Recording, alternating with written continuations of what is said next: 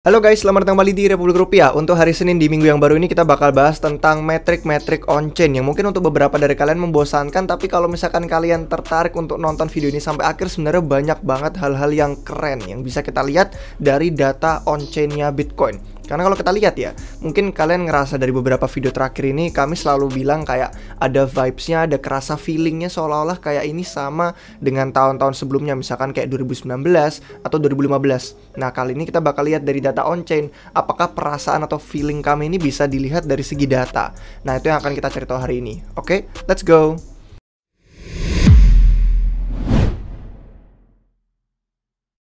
Baik guys, selamat datang kembali di Republik Rupiah. Untuk yang pertama kita bakal ngelihat dari Twitter yuk. Kemarin kami habis ngepost kayak polling, kayak voting gitu. Kemarin ada sekitar 50 orang yang udah ngevote sejauh ini. Kami masih ini nyalain sampai seminggu ke depan sih. Jadi kalau misalkan kalian belum sempat vote, coba kasih pendapat kalian. Di sini kami bilang semakin banyak readings on-chain yang memetakan pasar saat ini seperti tahun 2019. Ada yang merasakan vibes atau feeling yang sama dengan kami di RR. Mungkin yang udah berkutat di pasar sejak 2017 atau 2018 atau malah sebelumnya mungkin ada kerasa itu, tahu apa enggak. Nah, ada beberapa yang bilang nih, 42,9% bilang yamin, setuju. Terus yang 16,3% bilang masa sih belum notice mungkin ya. Atau yang 40%-nya lagi hampir sama sih jumlahnya sama yang setuju. Mereka bilang saya angkatan baru masuk, yang mana nggak masalah karena yang baru masuk pun juga bisa belajar dan nanti bisa catch up nih sama yang namanya psikologi pasar Bitcoin itu selama beberapa tahun terakhir gimana. Oke, sekarang kita lihat yuk langsung dari datanya untuk on-chain. Nah, hari ini ada beberapa on-chain yang bakal kita lihat sekitar 6 metrik berbeda, tapi kita nggak bakal mendalami terlalu dalam masing-masing karena memang cukup mendalam dan cukup bisa banyak hal itu ditelusuri dan itu jadinya kompleks nanti untuk satu episode aja. Nah, kita lihat masing-masing dari intinya aja, pesannya apa yang bisa kita ambil. Nah, di sini mungkin kalau misalkan kalian bingung ada banyak garis-garis, kita bisa matiin dulu formulanya untuk sementara sambil saya jelaskan ini sebenarnya tandanya apa. Oke, yang ini namanya itu reserve risk adjusted. Ini menunjukkan yang namanya perilaku investor atau trader. Pokoknya siapapun yang megang Bitcoin itu mereka lagi ada di perilaku ngehold atau nahan asetnya, atau mereka lagi ada di perilaku lagi pengen ngejual atau lagi pengen spending Bitcoinnya mereka. Nah, kalau misalkan kita lihat mereka semakin banyak yang ngehold, itu garisnya semakin ketekan ke bawah. Artinya biasanya menandakan kalau itu lagi masa-masa biasanya kayak bear market yang cukup dalam. Karena artinya orang-orang daripada ngejual lebih milih untuk ngehold. Terus kalau misalkan kita lagi pumping atau lagi ada bull run, itu biasanya nilainya lebih naik karena orang-orang cenderung nggak ngehold. Orang-orang malah cenderung nge-spend Bitcoinnya yang mereka punya. Nah, kalau misalkan kita ngeliat dari sini, kita ngeliat ya dari siklus-siklus sebelumnya tuh ketahuan kalau misalkan lagi bear market orang-orang nge-hold, terus orang-orang ngejual, pas lagi bull, kemudian pas lagi bearish gitu kan lagi sideways di bawah, kita orang-orang pada nge-hold, terus udah perlahan-lahan mulai pada ngejualin Bitcoinnya. Terus pas kita lagi turun lagi orang-orang pada nge-hold, terus pas rada ada kenaikan dikit mereka ngejual. Ini pas kemarin pandemi 2020 ini. Ini sebenarnya hal yang bener-bener unik dari sejarah itu nggak bisa kita lihat cerminan yang mirip. Tapi ya begitulah, akhirnya kita balik ke titik sebelum pandemi itu terjadi koreksinya. Terus orang-orang pada ngejual lagi pas lagi pumping, lagi bull run. Terus sekarang pasar lagi turun juga, kemudian orang-orang pada relatif ngehold sampai akhir-akhir ini. Kita mulai harganya rada-rada naik, terus orang-orang mulai spending Bitcoin mereka. Ada yang tadinya dari diem mulai lagi aktif, entah lagi trading atau lagi gimana. Nah, untuk beberapa yang ada di sini biasanya ada yang ambil profit, mungkin ada beberapa yang udah beli pas di murah, akhirnya mereka dapat persenan keuntungan.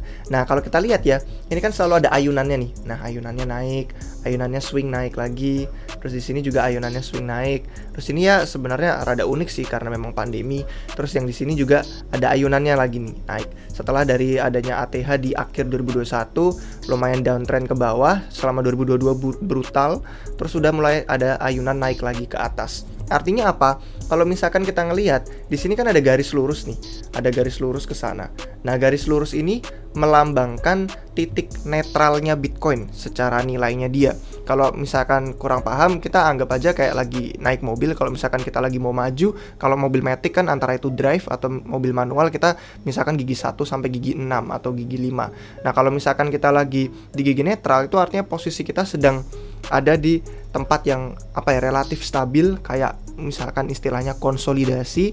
Dan kalau misalkan kita bandingin dari persentase, biasanya setengah-setengah dari sejarah perdagangan Bitcoin itu ada di bawah sama ada di atasnya kita. Nah, itulah tadi gunanya ada formula. Kalau misalkan saya nyalain lagi ya formulanya di sini, ada garisnya. Nah, ini ketahuan nih. Kalau misalkan kita lihat dari angka yang ada di garis biru ini, itu sebenarnya sekitar setengah gitu kan. 58%. Yang kemarinnya itu pas tahun lalu itu ada sekitar 50%. Terus pas bottom FTX semakin naik sampai kita pumping di awal tahun ini ada di sekitar 60%. Ini artinya apa? 60% dari sejarah perdagangan Bitcoin, dari semua hari-hari dia bisa di trading, itu ada di bawah nilai kita saat ini. Artinya kita sedang mendekati nih, ayunannya ini lagi mendekati ke titik netral. Dan kalau misalkan kita udah kembali ke titik netral ini, itu biasanya kita melihat periode transisi. Nah, periode transisi itulah yang biasanya mengalihkan kita dari kondisi, dari psikologi, dari keadaan bear market, perlahan-lahan untuk merangkak naik kembali ke bull market lagi yang berikutnya. Ingat ya, periode transisi bukan berarti langsung jeder. Kalau kita nyentuh titiknya itu langsung terbang, karena seperti yang kita lihat di sini pun, misalkan sudah ada ayunan kembali pun kadang masih ada beberapa waktu untuk pulih sampai kita benar-benar ke puncak bull market. Sama dengan halnya di tahun 2015 juga begitu. Itulah kenapa saya ngerasa feelingnya itu rada-rada mirip sama tahun 2019 ini sama tahun 2015 ini, karena begitulah yang kita lihat dari chart sejauh ini. Ini dari segi reserve risk adjusted. Nah, metrik yang berikutnya ini adalah Mayer multiple. Untuk yang sudah pernah analisis on-chain mungkin udah tahu, tapi kalau misalkan belum pernah atau mungkin ada yang ada backgroundnya TA, basisnya TA, ini sebenarnya ngelacak perbandingan harga Bitcoin sekarang dengan rata-rata harganya selama 200 hari terakhir, atau kalau bahasa kerennya biasanya 200 day moving average. Jadi rata-rata gerakan Bitcoin selama 200 hari terakhir atau sekitar 6 bulanan lebih. Nah, kalau misalkan kita ngeliat dari Mayer multiple pun kita juga sama gitu kan, dari ayunan-ayunan yang kita lihat selama 2015 ini gitu kan. Terus selama 2019 ini yang kemudian ya sama ada pandemi, makanya bikin dia rada beda dari sejarah. Terus merangkak kembali naik di ATH kemarin terakhir 69.000 atau 64.000, orang-orang bilang di Oktober tuh ATH bukan Novembernya. Terus kita lumayan ada ayunan lagi sampai kembali ke titik netral lagi. Jadi bahkan dari segi harga pun ini dari metrik Mayer multiple kita bisa ngeliat Bitcoin sedang lagi gigi netral, lagi masuk ke gigi netralnya untuk siap-siap nih untuk periode transisi, beralih dari bear market untuk mulai merangkak perlahan ke bull market lagi yang berikutnya. Nah, yang berikutnya ini metrik dari adjusted MVRV. Mungkin untuk beberapa yang sudah mendalami analisis on-chain juga udah familiar banget sama yang namanya MVRV. MVRV itu cuma singkatan market value, realized value. Bedanya apa? Yang market value itu ya kayak market cap yang bisa kita lihat sekarang di CoinGecko, di CoinMarketCap, yang sesuai sama harga Bitcoin di pasar yang lagi beredar, yang misalkan kalian tradingin di Binance, kalian tradingin di exchange lain, atau kalian tradingin di decentralized exchange. Nah, itu biasanya harga-harga yang memang kita bisa lihat dari segi pasar. Tapi kalau dari RV-nya, realized value yang belakang, itu sebenarnya harga dari segi data on-chain-nya. Karena kan kalau misalkan kita pikirin ya, yang namanya jaringan Ethereum itu ada akun. Itu hal yang sudah biasa, kayak kita lagi di bank. Di bank tuh kita punya akun bank, kita punya rekening, nama kita segini, nomor rekening segini, saldo kita segini. Kalau misalkan nih saya habis transfer ke orang, saldonya berkurang. Kalau misalkan saya terima misalkan gaji atau apa, saldo saya bertambah. Itu akun. Tapi di Bitcoin itu nggak ada yang namanya akun. Di Bitcoin tuh jaringan blockchain-nya pakai sistem yang namanya UTXO, Unspent Transaction Output. Nah, kalau misalkan kalian nggak ngerti, ini sebenarnya udah pernah kami jelasin sebelumnya. Nah, mungkin kalau misalkan kita bisa ketemu videonya, nanti bisa kita kasih pop-up atau link di deskripsi. Tapi kalau misalkan nggak ketemu, rekapnya gini. UTXO itu mirip kayak kalian lagi ke vending machine. Karena lagi ke vending machine, kalau misalkan ada mau beli apa, Fanta, Coca-Cola, atau malah jajan lain, misalkan di Jepang kan banyak banget vending machine-nya. Misalkan harganya itu $1. Nah, kalian cuma punya yang namanya kepingan $2 gitu kan. Atau misalkan harganya $0,5, tapi kalian cuma punya pecahan $1. Nah, kalau misalkan kalian mau masukin itu, kan kalian harus masukin full duitnya kan. Nggak bisa kayak yaudah kalian pecahin dulu terus kalian masukin gitu kan. Karena pasti ada kembalian yang bakal dimuntahin keluar dari vending machine. Itu sama halnya dengan Bitcoin. Kalau misalkan nih saya mau ngetransfer setengah Bitcoin. Nah, saya punya UTXO yang isinya 1,5 Bitcoin. Saya nggak bisa cuman ngetransfer yang setengah, yang satunya tetap saya pegang, nggak bisa. Di UTXO 1/2 itu ditransfer ke orang itu, terus si orang itu cuma terima setengahnya, terus satunya baru dikasih kembali ke saya dalam bentuk kembalian. Jadi ya sistemnya sebenarnya agak ribet sih, mungkin di episode lain kita bisa bahas lebih mendalam tentang sistem UTXO di Bitcoin. Tapi rekapannya ini sistemnya beda sama akun. Dia ngitung dari segi UTXO itu secara on-chain Bitcoin pas terakhir kali dipindahkan, ditransfer, atau dijual, atau dibeli, itu nilainya ada di mana. Nah, biasanya nilai UTXO ini rada berbeda daripada nilai yang ada di pasar. Jadi MVRV itu merupakan rasio yang membandingkan nilai keduanya yang berbeda ini. Nah, semoga kalian nggak tambah pusing mendengar penjelasan saya tadi, tapi intinya di adjusted MVRV ini pun sendiri ketahuan kalau misalkan orang-orang itu rata-rata modalnya pas beli Bitcoin itu lagi balik modal, lagi dalam posisi rugi, atau mereka lagi dalam posisi untung.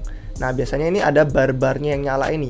Kalau misalkan barnya lagi nyala, artinya Bitcoin yang lagi mereka pegang itu antara lagi rugi atau lagi mendekati titik balik modal. Nah, garisnya ini titik balik modalnya itu yang bisa dibilang kayak periode netral tadi, gigi netral tadi, transisi bear ke bull. Nah, seperti yang kalian lihat, ini mirip banget sama 2015, sama 2019. Yang 2020 ya bisa kita lupakan sih karena memang kasus pandemi yang unik. Terus kita lihat ini space-nya besar banget, orang-orang yang benar-benar tenggelam, dan kemarin kerasa betapa brutalnya tahun 2022. Sampai akhirnya kita berayun untuk mulai kembali naik ke titik netralnya, dan ini sudah lumayan lebih akurat metriknya, karena yang ini sudah tidak menghitung koin-koin kayak Satoshi atau koin-koin lain yang udah hilang, yang nggak bisa diakses. Karena kan kita juga nggak peduli misalkan koin mereka dalam posisi profit, kalau mereka nggak punya aksesnya juga nggak mungkin bisa jadi tekanan jual gitu kan. Jadi kita lihat juga dari sini sama, ini formulanya juga sama, ada berapa persen hari yang ada di bawah kita, dan semuanya menunjukkan bahwa kita sedang dalam gigi netral, bahwa Bitcoin itu lagi dalam periode transisi nih, lagi perlahan merangkak untuk pindah atau meninggalkan bear market di belakang untuk mulai masuk ke bull market. Tapi ini nggak menjamin, ini cuma periode transisi menurut historis saja. Nah, sebelum kita lanjutin ke 3 metrik berikutnya, kalian perlu tahu aja yang penting data-data metrik ini kita lihat sebagai informasi belaka. Cuman kayak hal yang benar-benar edukasi, entertainment, karena memang seru untuk melihatnya dari segi historis, dan ini tidak menjamin bahwa gerakan masa depan itu sama persis dengan gerakan di masa lalu, meskipun banyak pola-polanya yang mirip. Nah, yang berikutnya ada metrik Net Unrealized Profit and Loss atau NUPL. Nah, kalau yang ini bisa memetakan dari segi nilai yang kayak Bitcoin tadi, UTXO terakhir digerakkan atau dipindahkan atau dibelanjakan, dia sedang dalam posisi yang rugi atau profit yang masih belum dia realize.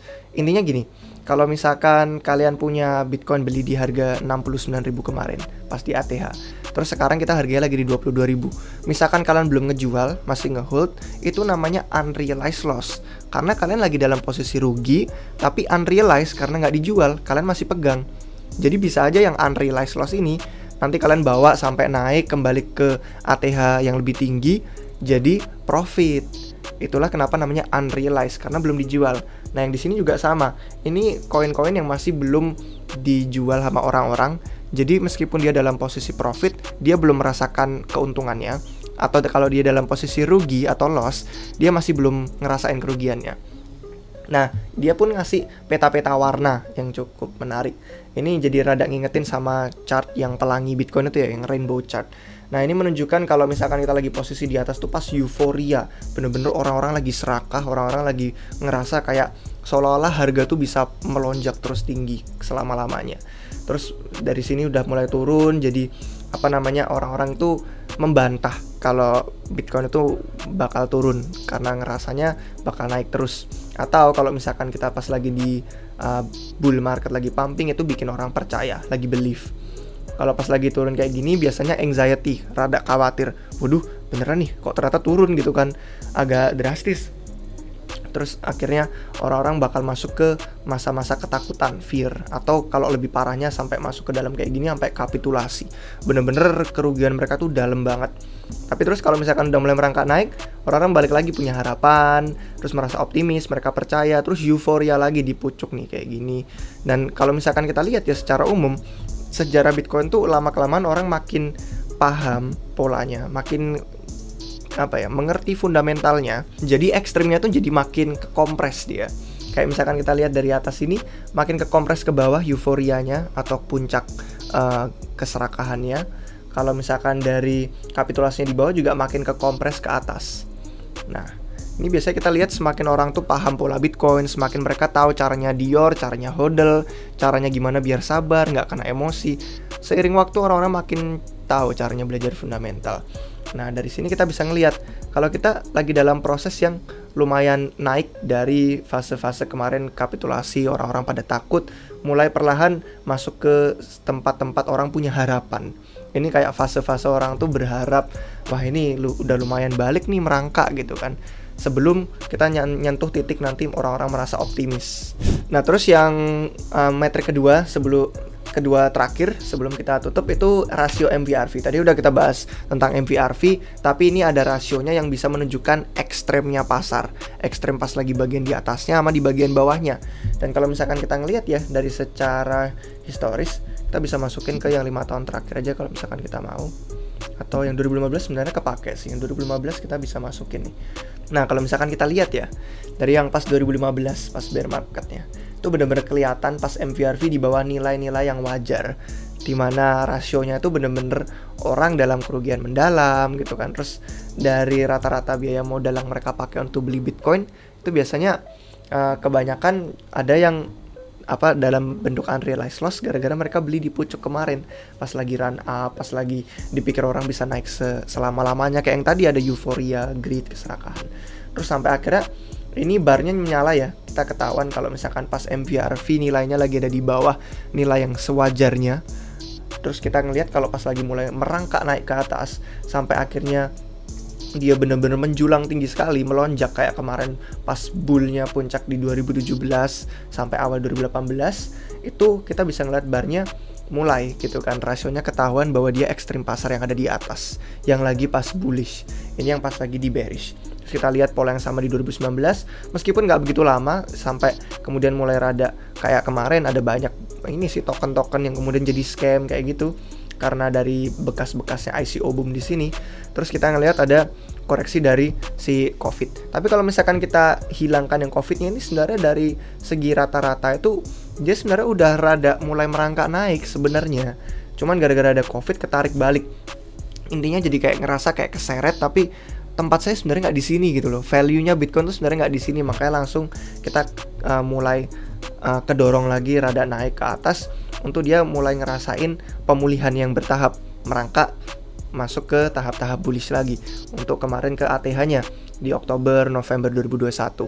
Kemudian kita mulai terseret jatuh lagi, hancur. Ini pas di Oktober November sih sebenarnya. Terus kemudian kita mengalami brutalnya tahun 2022. Sampai kemarin pas ada 3 Hours Capital, Terra, UST, terus sama FTX, bener-bener sampai dalam banget di sini FTX-nya jatuh, barnya terus naik, sampai barnya hilang lagi karena kita sudah mulai merangkak naik. Jadi kalau misalkan kita ngelihat dari kemiripan-kemiripannya itu banyak banget yang kerasa kayak seolah-olah FTX kemarin tuh sudah bottomnya yang dalam. Dan kalau misalkan kita melihat hal yang menarik ya, kemarin ini mungkin kalau kalian ada yang dari tahun 2019 atau sebelumnya, mungkin kalian ingat orang-orang di Twitter, di forum Reddit segala macam yang pada prediksi nih Bitcoin bakal turun ke $1.000 lagi dan mereka bakal serok all in di sana. Itu feeling yang sama yang saya rasain dengan orang-orang yang sekarang pada nungguin Bitcoin di bawah 10.000. Kayak orang-orang merasa pede banget kita bakal turun ke 10.000 sampai mereka nggak berani untuk DCA sekarang, nggak berani untuk mulai akumulasi, padahal dari sisi nilai, dari sisi value-nya udah di tahap yang lumayan undervalued, udah tahap dimana kita bisa akumulasi untuk jangka panjang ya. Misalkan kita nggak peduli kita mau nunggu sampai halving tahun depan atau ada pemilu AS makro segala macam. Nah, pada akhirnya kalau kita ngelihat kemarin di sejarahnya 2019 itu Bitcoin nggak ada loh sama sekali dia turun ke $1.000. Kalau misalkan kita zoom in aja di sini biar lebih kelihatan harganya. Nah ini kemarin orang-orang di sini tuh ngerasa bakal turun ke $1.000, padahal Bitcoin itu cuma di rata-ratanya di 3.000-an, 3.100, 3.200 dolar, dan orang-orang masih ngerasa bakal ada koreksi yang lebih dalam di depan yang bakal bawa mereka ke $1.000 pada nungguin all in di sana. Terus orang-orang naik gitu kan. terus ada koreksi dikit di 3.500, tapi nggak kembali ke 3.100 yang sebelumnya. Terus naik, pas lagi ada koreksi dalam jeder ke bawah gini, dia nggak ada sama sekali nyentuh ke 3.000, malah udah cuman di 5.000-an doang. Terus akhirnya orang-orang ya udah ketinggalan karena nungguin bottom di $1.000 prediksi di sana, sampai akhirnya mereka ketinggalan pumpnya sampai masuk ATH 2021 kemarin. Padahal pas beli di 3.000 bisa aja ikutan naik ke $69.000 pas ATH, atau mungkin 64 ribuan kalau misalkan sudah ngambil di top yang pertama. Jadi pesannya apa sih? Kalau kita akan lihat sama orang-orang yang merasa kayak kemarin tuh sudah value-nya lumayan banget, diskon itu mantap, itu sedap untuk beli Bitcoin di sana, tapi masih belum percaya, pengen beli lebih murah lagi. Saya takut ini feeling yang sama dengan tahun sebelumnya di 2019, orang-orang bakal ketinggalan dengan yang namanya mereka cari-cari bottom. Itulah kenapa kami selalu merekomendasikan tuh DCA aja, karena kita nggak pernah tahu apakah bottom udah lewat atau belum. Tapi kalau DCA, kita jadi dapat entry yang lumayan stabil gitu kan. Tinggal DCA lebih banyak kalau pas lagi koreksi dalam, misalkan di bawah $20.000 atau 20 ribuan aja udah mantep. Atau kalau misalkan kita lagi di 25.000 masuk ke 30 ribuan, itu ya DCA-nya tinggal dikurangin aja persentasenya. Terus kalau kita balik lagi 25 mungkin lebih banyak.